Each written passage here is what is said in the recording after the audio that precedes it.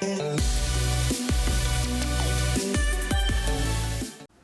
guys, it's Drac, and this is a box. Inside this box should be something very special, a modification done by a nerfer named Alder or Adler. It's difficult for me to pronounce, but similarly to how I made an elite crossbow where I thought it would be fun to take the general elite theme and turn it into something more modern in the form of a high-powered Springer. He decided to take the very powerful electronic Springer, the Stampede, which once upon a time was going to be like this game-changing crazy blaster, and now with flywheels is certainly not the case, and he reinterpreted that into the Elite theme. So Elite, of course, being an orange, white, and blue paint job, I think that he captured that feel very, very nicely. So he included one of the 6 clips for the Stampede. I thought we'd get all our vintage flavor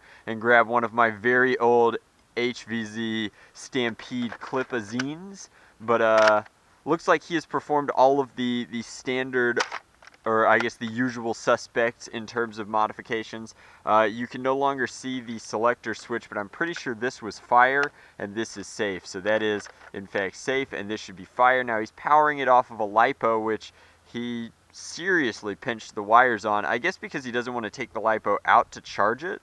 That makes sense. I would just pull this out and charge the LiPo regularly, but this is kind of cool that he can charge without having to remove it. I guess he can't. He can test it this way. I don't know why this is sticking out, because you're gonna have to remove it to charge it anyway to get it the XT60 leads. But let's fire, see what an Elite Stampede should have better ranges than an N-Strike Stampede, right guys? Nope, it is not functional. So we must need to hook up the batteries. Let's pull this out, see what's going on with this lead here, and make sure that everything's hooked up properly.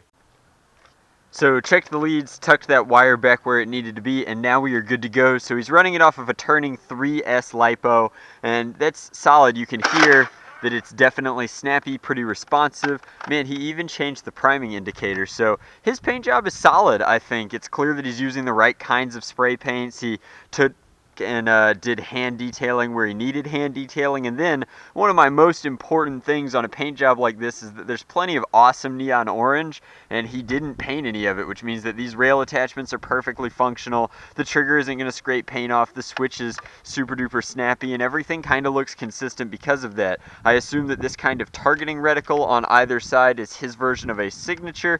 Not quite as snappy as a little Fang signature, but definitely very, very cool. And then he did an excellent job doing the lettering here, and I think that's because he left the stock lettering in and then must have come in with some sort of micro brush and done that. But it looks really, really professional. Like this on a shelf in like an open face box, I could from a few feet be convinced that this was an Elite Stampede. I think that that's cool, so we'll probably title the video that way. Like, that'll be fun, a little surprise for everybody. But not an actual Elite Stampede, just a super well done modification. So let's see. There we go. Clip-a-zine in and fire. Come on. Huh. So not like top-notch performance for whatever reason. Those are about 15 to 20 foot ranges. It is a bullet hose. Like, we'll slow that footage down at the very end of the video so that you guys can check it out. And then something's going on with the cycling rate where it's not always retracting all the way, which is why I was having trouble with the clips. So we'll put this in, and you can kind of get a good look at, with the locks removed, how the Stampede functions and fires here, but definitely not getting the kind of performance that I would have been expecting from an Elite Stampede. In fact, seems kind of a subpar to a regular Stampede, which is, don't stare down the barrel of your Nerf blasters. I'm kind of experimenting right here.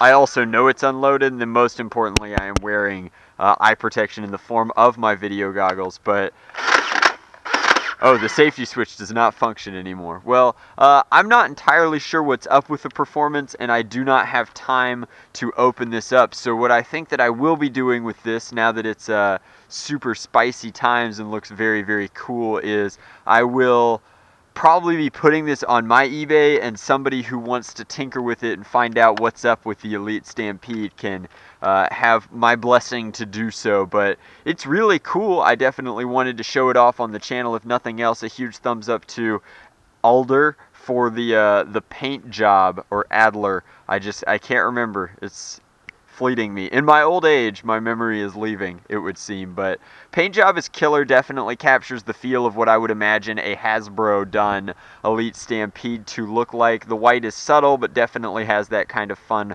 racing striping going on. In fact, if he wanted to really do it in Hasbro styling, he'd have done awesome detail like this on one side and then nothing on the other side, because that's what Hasbro's been doing to us recently. Rivals line. Thanks, guys. But that's the Elite Stampede. Performance is marginal, but it's a very clean build, and I think that that deserves points in and of itself. So thank you very much for watching. If you want to see what this is selling for, I'll be selling it for 99 cents on my eBay down below.